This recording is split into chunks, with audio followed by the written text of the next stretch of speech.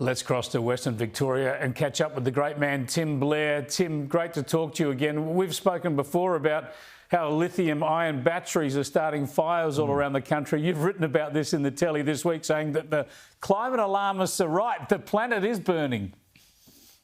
Absolutely. I mean, you hear this line all the time. The planet's on fire. Oh, my God, the planet's on fire. Maybe it's on fire because of lithium-ion batteries, which were meant to stop, the climate from being destroyed. They were our power alternative to fossil fuels. But this is a golf course in Victoria a week or so ago. Every time you hear about an unexplained fire these days involving some sort of mode of transport, be it a scooter, a bicycle, a car, a bus, it always comes back to these lithium-ion batteries, which have an unfortunate habit of incinerating a lot of things, including everything that surrounds them. We've had a couple of ships go down in recent times, the last year, because EV cars on board spontaneously did their lithium-ion thing and sent those two ships to Nowhereville, along with all their mega-dollar cargo. It's a hell of a worry. We've spoken to fire authorities on the program, and we'll keep in touch with them because these fires are breaking out all over the place, and it's only a matter of time before people get killed. That certainly has happened overseas. Yes. I've always loved that horrible fire at that golf course. I think it was on the Mornington Peninsula, but I love the fact that he was still taking his birdie putt before he went to get the car out of the car park.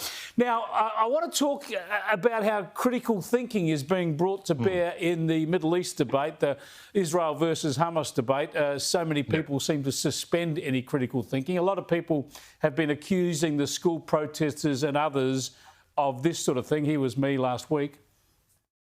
Our kids are being brainwashed, and they're being brainwashed with lies and with hate.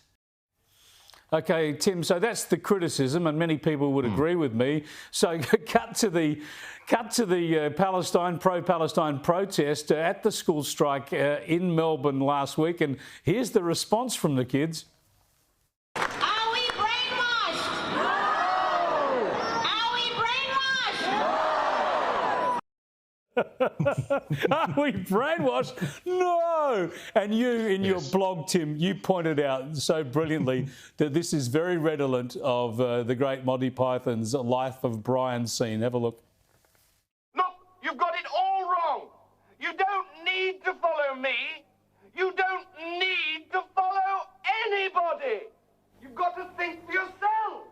You're all individuals. Yes, we're all individuals. You're all different. Yes, we are all different. I'm not. That's Tim Blair saying, I'm not. You spot a lot of similarities here, Tim. Well, Monty Python's body of work was so huge and was produced with such intensity over a relatively short period of time that it's left us with quotes and repeatable moments for the ages. I think there were even some appropriate Monty Python extracts that were useful when various Monty Python members complained about the result of the Ashes tests this year, and we were able to throw back at them, various bits of them making fun of the members of Lords and so on. So, but this one's a very, very opposite, because not only is it, the Life of Brian, it's all very biblical and Middle Eastern, but it gets back to what you're talking about, this sort of brainwashing aspect. And nothing to me says that we're not brainwashed than thousands of people chanting simultaneously that they're not brainwashed. Plainly they're not. Yeah, Jeez. It's rather Freudian, I would have thought. Now, I want to talk to you about another modern health hazard, and this is apparently selfies. We know how annoying selfies are. We know that our politicians like Kevin Rudd and Malcolm Turnbull were in love with selfies, but increasing numbers of people are dying, like falling off cliffs or off waterfall ledges because they're taking selfies. There have been a number of cases here. We're going through some headlines here. And the analysts tell us that the victims are most likely to be female tourists in their early 20s. But there's blokes as well, don't worry.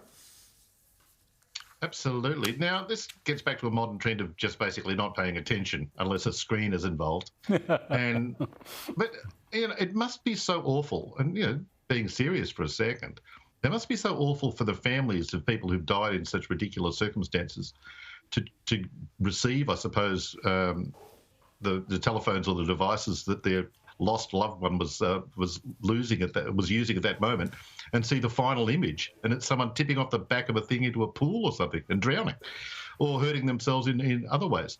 It's got to be devastating to lose people in those trivial circumstances. Yeah, it would be horrific. A lot of the times they would get the phone back. It reminds me, though, of those Darwin Awards. This is Darwinism at work in many cases.